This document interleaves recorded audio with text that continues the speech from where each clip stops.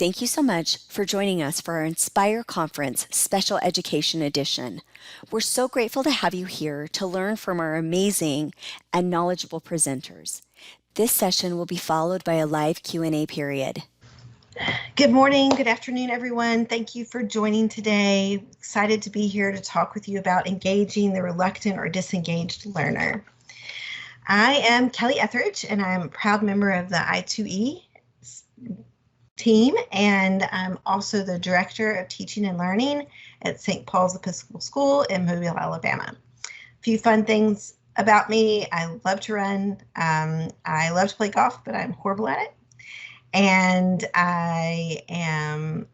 my best decompressed activity is to lay in a hammock and read a book. You can reach out to me. I'm on Twitter at KEtheridge, spelled Ether Edge, and my email address is there, and you can also find me on LinkedIn. All right, so I'm going to get started. Before we do, just want to talk about some tips for maybe some note-taking tips that you could use when you're jotting down ideas of what you've learned or thought about today. Draw a triangle, write 3 important points from today that you could take away and use. Draw a square and write anything that squares with your thinking or anything you agree with. And then draw a circle and write down anything that's still circling in your mind or you have questions about. This session is what I'm doing now is recorded, pre-recorded, but the chat is live and the Q&A at the end will be live. So feel free to pop in a question in the chat and make sure that you share those thoughts. So quick overview of this session. Our 3 main topics today when we're discussing engaging the reluctant or disengaged learner are to identify reasons students are reluctant or disengaged, explore the need for community, and then discuss engagement for strategies for engagement.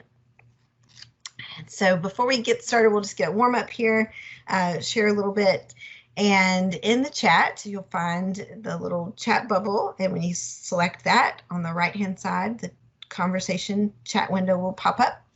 And if you'll share, do you prefer sea or sky views, ocean or mountain views? I'm going to cheat and say both because that's what I love most. I live close to the water, of course, so I do love a sea view. But there's nothing prettier to me. Just moved my daughter to Seattle, and that's where I2E is stationed. And nothing prettier to me than the mountains and the water together. So I'll give you a moment to respond as well.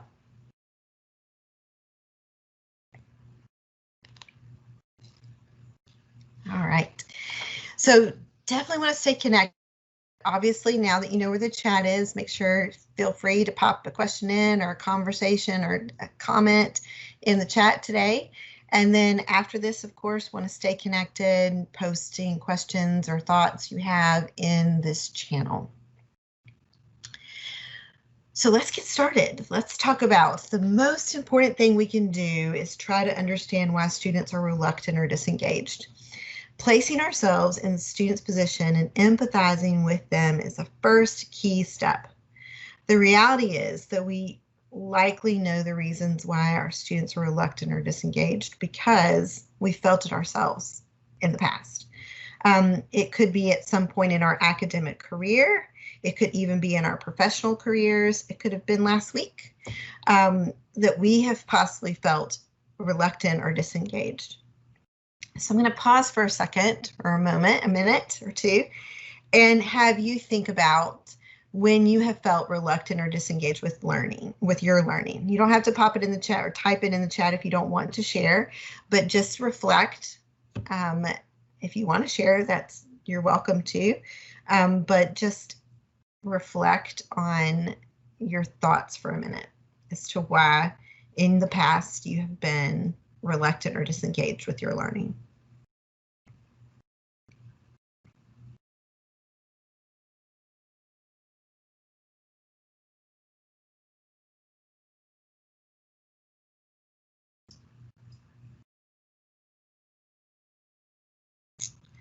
All right.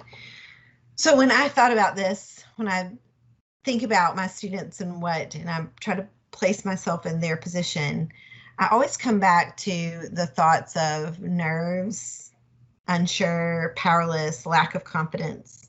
And because I know that that's what I felt. I've also come back to the thought of that maybe they don't think that I care, which I would hate for my student to think that. But I know that there have been times in my past where I have not felt like the teacher cared much. And so if the teacher didn't care, then why should I care?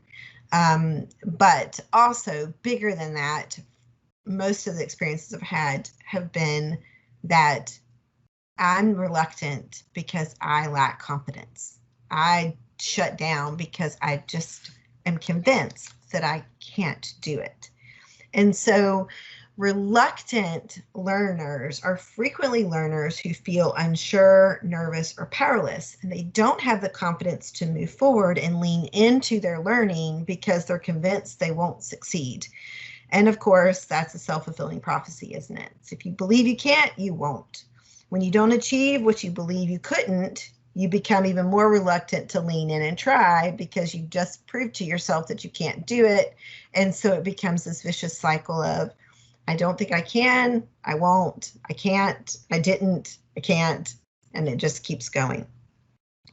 And so as parents and teachers, our key challenge is that we need to help students build on small successes. So we need to create experiences for our students that build on those small successes, that encourages them to show up, lean in, and try again.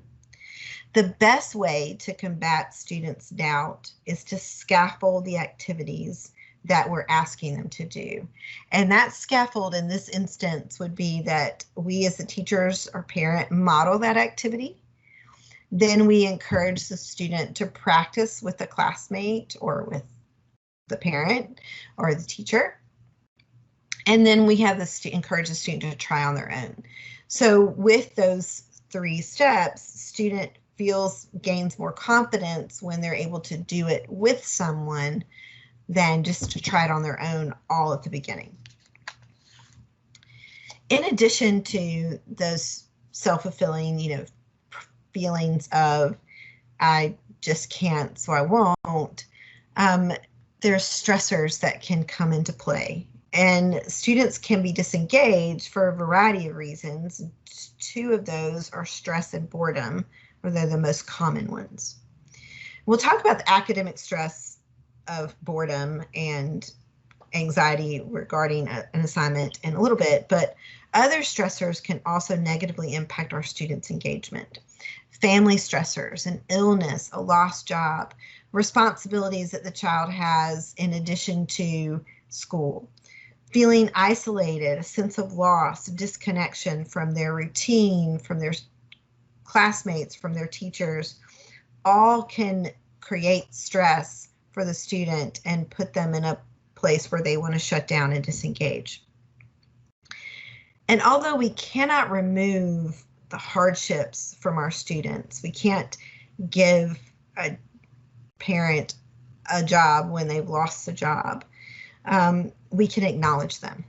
And students need to know that their feelings are valid. They need to hear that it's normal to feel lonely and sad in this situation, and that it's hard and that it's stressful. They need to hear that their feelings matter and that they're valid, and otherwise they believe something's wrong with them. So we can do a number of things to help with that. Of course, we can create some one-on-one conferences or digital check-ins where we connect with our students just to kind of get a sense of where they are and how they're feeling, if any of those stressors are going on, so that maybe but maybe possibly a counselor or someone else helps the students. But also we can open up and share how we feel so that students see that their feelings are normal. I get that we have to temper it, right? We can't share every feeling with them, but it's totally normal for our students to know that we are sad that we're missing them, sad of the loss of routine, that we are unsure, of what to do and are learning ourselves, and that's okay. To combat feelings of isolation, and educators can create a sense of community within their remote classroom that will help greatly. Synchronous lessons or synchronous calls are a great way to build that community, when just like when they walk in your classroom and you greet them as they enter the door, you want to greet them as they enter your virtual space, and you want to say hello and say their name and compliment their hair bow or whatever note that you see. Share an anecdote with them, share something funny that's happened, play music, engage with them in a way that, while not exactly like you would in your classroom, or maybe exactly like you would, it has a feeling of we are a team and we are together. I realize that the time you have on a synchronous call is precious and it's short, but those small little pieces of talking and greeting them and starting out in that way will help with the engagement when you're teaching material.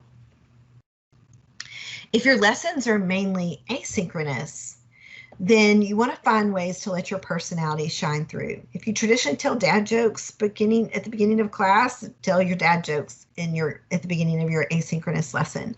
Don't worry about being perfect either. You just want to set a routine for the lessons. You want to set some predictability to it to some degree, that they know, just like they know what happens in your classroom, they know what's going to happen in the lesson. But also know that if you mess up, it's okay. It doesn't have to be perfect. Now, I say that, but if you mess up and solve the problem incorrectly, right, and just mess up and say the wrong information, then it's best to just start over. But if it's like I've done a couple of times today, I pause and I stumble on my words, or I say the words backwards or anything like that, just chuckle and go on. The video doesn't have to be perfect. Be yourself. Let them see that. So I was learning a new tool the other day, and the thumbnail of the video, it was Prezi Video, and the thumbnail was, I looked like I was puzzled or whatever. And so I was making a couple of videos in sequence. And so the next one I was like, oh my gosh, I hope my face doesn't look like this next time, and just chuckled about it. Just let them see you and let them know that you are human, and humanize that experience for them. It will help with that sense of community. You can also provide a space to connect. So whether you are teaching mainly synchronously or asynchronously, you want to create an area where students can interact with one another in a supervised fashion. So find the tool that works best for you and post a fun topic. I love Teams. We use Teams at my school, so I have a social channel where I'm able to post fun topics, and maybe at least once a week have a joke contest, or share your pet pictures or your stuffed animal pictures, or a positive message, favorite food, anything that kind of just builds that funness and it gets kids talking to each other in a sense of community. The kind of things that you would do in class at when the bell is ringing, or when you're waiting for everybody to get in the room, that you're missing out on because you're not seeing them on a daily basis. Parents, you can also create, if you have the time and want to, online meetups with your students and their classmates. You could have a theme, share your favorite song, or it could simply just be a time where they eat a snack together or eat lunch together. Anything that just helps your students feel connected to their classmates. Once you've got connection and you've started dealing with some of the just emotional stresses, then we're going to talk about the academic stresses. So a stressed student cannot learn, neither can a bored student. Both situations create disengagement. And although it may look like a student doesn't care, in reality, it may just simply be that the student is overwhelmed or bored. Lev Zavatsky, he coined the phrase a zone of proximal development. And here you see a chart that kind of captures that his theory around a zone of proximal development and examining student engagement. It is often referred to as teachers develop individualized plans for students. And the same review should be considered when we're planning for remote learning.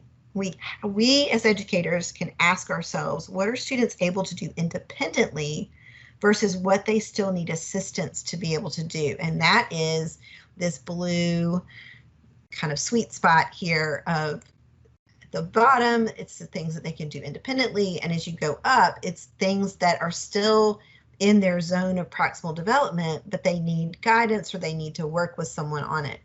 Below that zone of proximal development is boredom, where they're just completely bored and not challenged at all. And above that zone of proximal development is anxiety, where they are being pushed too far and asked to do things that are too hard for them. And so finding that sweet spot of something that's challenging enough that it's not boring, but not so challenging that it shuts you down and makes you anxious is a moving target. I know it. I really do. But continuing to have conversations with students and parents regarding how the student is doing and how they're experiencing the assignments will guide your work. You could also create a reflection sheet that students could complete, because if they're in class with you, you see it, right? You see how they're doing, and the ones that are struggling and the ones that are done staring at the wall. But you don't see that when they're at home. And so creating that reflection sheet where students could complete it would help you plan future assignments and lessons. Additionally, this zone of proximal development, this sweet spot where at the bottom the learner can do it without help and without scaffolding, and then what they would need to do with help, is another part of why community is so important and connection is so important. In his research, Lev Vygotsky said, learning awakens a variety of internal development processes that are able to operate only when the student is interacting with people in his environment and in cooperation with his peers.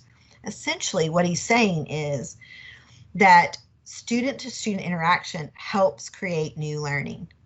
So students working with each other to learn will help them succeed in a remote learning environment, because they will have both you and their peers. And remember, talked about the concept of teacher model, work with a peer and then do it by yourself. That ties into this zone of proximal development as well. Another thing that we can do to help support students and deal with the stress of the anxiousness of this is too hard is utilizing text tools for support. So helping students learn how to use screen readers, closed captioning, or predictive text, or immersive reader, focus assist, reading view and edge. All of these things can help students know the tools that will help them. The immersive reader reads to the student. Reading view and edge gets rid of the distracting things on the page and just allows you to focus on the content and not all the ads and everything else that's there. So these are great tools to help support and get over the hump of this struggle into the content. So I'm going to pause and ask you, what distracts you when you are learning? So have you ever tried to concentrate in the middle of a busy shopping center or a coffee house or an airplane or even your own house? I have a long time ago a recording of me working and two little ones making all kinds of noise around me. And I loved it, but it was distracting. So are you productive in those types of environments, or do you need quiet to work?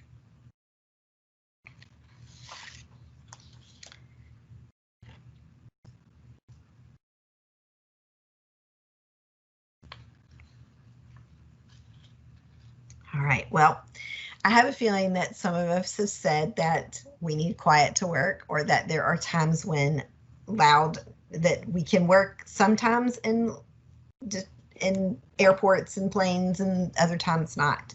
There are times where I can, it doesn't matter what's around me. I can completely just get in the zone and work. But especially if it's something new and it's something that I don't know a lot about, I can't have a lot of noise around me, or visual distractions, because it's too tempting for me to look at the other things or to listen, and get off task, because it's a challenging thing that I'm struggling with anyway. Our students are the same way. While it may seem like they can multitask and block out external stimuli around them, it's really too much to ask of them. And so we need to have a distraction-free environment, or minimally distraction-free environment, minimal distraction, when we're working remotely. You may immediately think, as I put up here, quiet and low traffic, right? A noisy or high traffic room is what we need to avoid. But there are other distractions that we need to avoid as well. And so another distraction is that it may be tempting to stay super close by during your students' classes to make sure they're staying on task. If, however, you're also working on a task, folding clothes, answering calls, doing your own work, your student may find your activity more interesting than their own work. And so if a student doesn't need you to sit beside him or her to help with a task, it is best to allow your student his or her own space. I'm not suggesting completely leave the house, but I am suggesting moving to an adjacent room, staying close by in earshot, but just being out of eye shot so that they can work independently and call you when they need you. And it may help with the physical distractions of other things going on in the room. There are also digital distractions that can come up. So your student may need help avoiding those digital distractions that come up with computer use. Email alerts and other pop-ups that happen during your work day on your laptop or device. It's super important to turn all those alerts off, because otherwise it's going to, when they pop up, it's very tempting or compelling to go look at what that message is rather than stay on task, and it interrupts workflow. Additionally, students can be easily distracted by the many resources on their device if learning materials are not housed in one central location. YouTube's a wonderful example. You may have a YouTube video that is really important for students to watch, but if they have to go to YouTube to watch it, they're going to watch 7 other videos that have nothing to do with it after your video.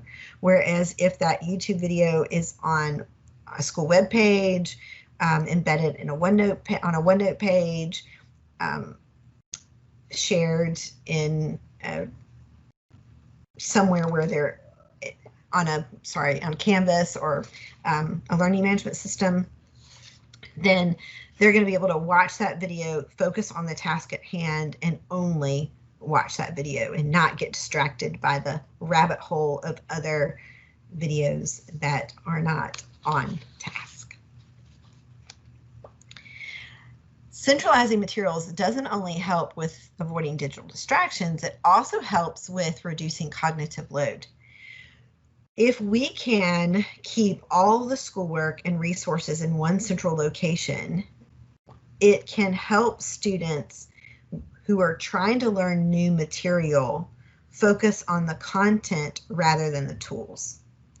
The easier it is to access the content, the more students have time to focus on the content rather than I've got to go here and then over here and then I've got to open up this third app and then I've got to look at this fourth page. It just becomes too much to navigate. Where you centralize those materials, it makes it possible to just focus on the content and not the tools. Moreover, be mindful of the tools. So it's really great, and I love all the resources that we have available, but we need to make sure that we're not overwhelming our students with too many tools at one time. Start simple and build from there. So start with that centralized location of where my resources are going to be and let them have time to learn that tool. Then when you know that they're comfortable and confident in that, then branch out and integrate another that would help students and allow you for a different type of assessment or allow for a different type of reflection, but give them time to learn those tools, and best not to introduce a new concept and a new tech tool at the same time. Keep those separate from one another. One of the best ways to engage reluctant or disengaged learners is with voice and choice.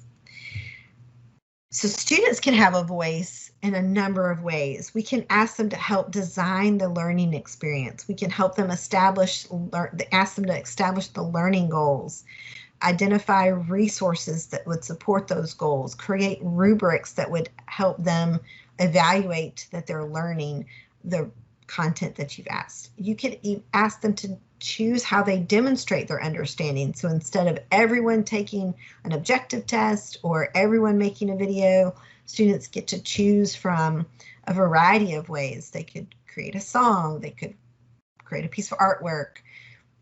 They get to demonstrate their understanding in a variety of ways. And that voice and choice goes a long way to help students feel confident and know that they're getting to share with you their knowledge in the way that works best for them.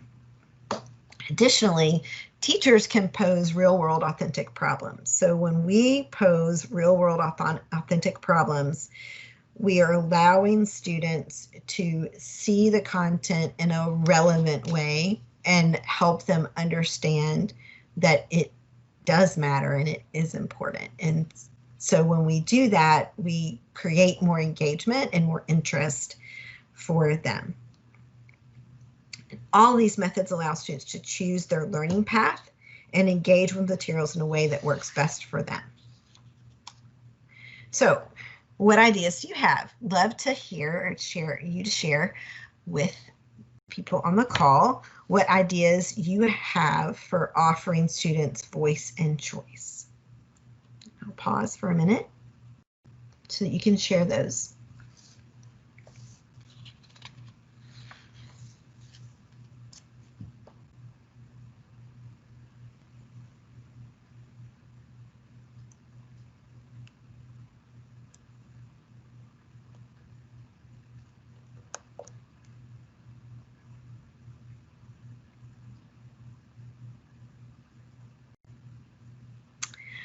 All right, thanks everyone. It's time for our live Q&A. So you can of course keep sharing out your ideas for voice and choice.